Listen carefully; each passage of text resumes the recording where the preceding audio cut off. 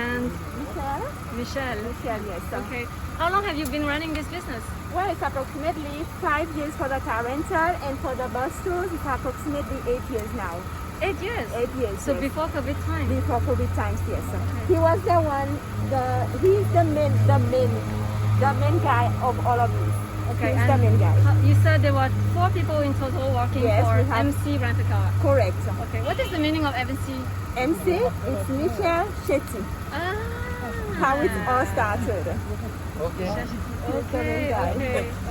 So you're doing tour around Mahe, Praslin? Yes, we do everywhere, Adik as well, and to excursions at the private islands as well. For example, if you want to see tortoises going freely on the island, you want to do snorkeling, we do Coco Sister Felicita, which is a very nice, crystal clear water when you have the good weather. It's very nice, yes. Okay. How do we find you? I don't have a website.